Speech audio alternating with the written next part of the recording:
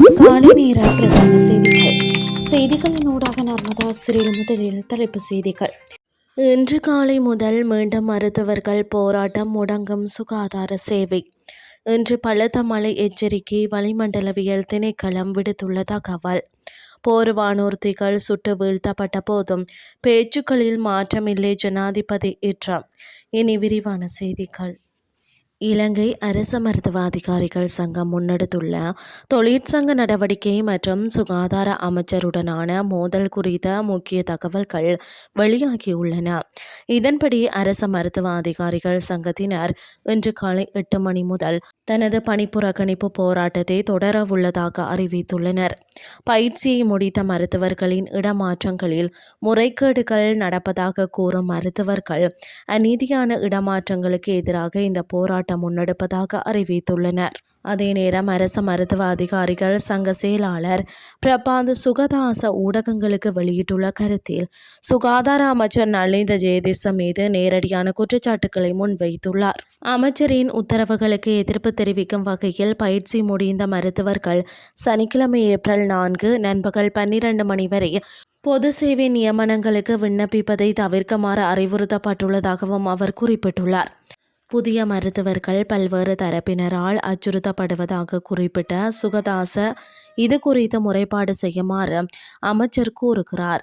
ஆனால் முதல் முறைப்பாடு அமைச்சருக்கு எதிராகவே செய்யப்பட வேண்டும் என தெரிவித்துள்ளார். நாட்டில் நிலவும் வளிமண்டல குழப்ப நிலை காரணமாக பல மாகாணங்களில் இன்று பலத்த மழை பெய்யக்கூடும் என வளிமண்டலவியல் திணைக்களம் எதிர்வு கூறியுள்ளது.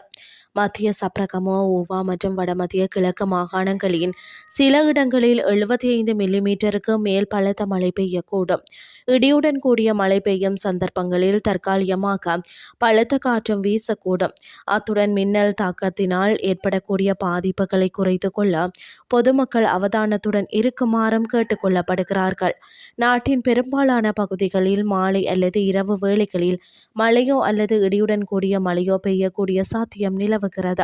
மலைப்பகுதிகளில் வாழும் மக்கள் மற்றும் வாகன சாரதிகள் நிலச்சரிவு மற்றும் மரம் முறிந்து விழுதல் போன்ற அபாயங்கள் குறித்த விழிப்புடன் இருக்குமாறு அறிவுறுத்தப்பட்டுள்ளனர். இனி வெளிநாட்டு செய்திகள். ஈரானிய போர் சூழலில் அமெரிக்க போர் வானூர்தி சுட்டு வீழ்த்தப்பட்ட போதும் பேச்சுவார்த்தையில் மாற்றமில்லை என்று ஜனாதிபதி ட்ரம்ப் தெரிவித்துள்ளார். NDU ஊடகத்திற்கு வழங்கிய தொலைபேசி நேர்காணலில் அமெரிக்க போர் வானூர்தி வீழ்த்தப்பட்ட சம்பவம் ஈரானுடனான தற்போதைய பேச்சுவார்த்தைகளை பாதிக்காது என்றும் ட்ரம்ப் தெரிவித்துள்ளார். ஜனாதிபதி ட்ரம்பின் இந்த அறிவிப்பு போர் தீவிரமடைந்தாலும் ராஜதந்திர ரீதியிலான கதவுகள் இன்னும் முழுமையாக மூடப்படவில்லை என்பதை காட்டுகிறது. தற்போதைய தேடுதல் மற்றும் மீட்பு நடவடிக்கைகள் மிகவும் நுணுக்கமான இராணுவ விவகாரம் என்பதால் அது குறித்த மேலதிக விவரங்களை வெளியிட அவர் மறுத்துவிட்டார். இந்த சம்பவம் தொடர்பான ஊடகங்களின் செய்தி வெளியீடுகள் குறித்து அவர் தனது அதிருப்தியையும் வெளிப்படுத்தியுள்ளார். இந்த நிலையில் தனது வான் பாதுகாப்பு அமைப்புகள் மூலம் இந்த விமானங்களை வீழ்த்தியதாக ஈரான் தொடர்ந்து கூறி வருகிறது. ஆனால் அமெரிக்க தரப்பு இதனை உத்தியோகபூர்வமாக உறுதிப்படுத்தவில்லை. இத்துடன் செய்திகள் யாவும் நிறைவடைகின்றது. அடுத்த இரவு 8:30 எதிர்பாருங்கள். நன்றி.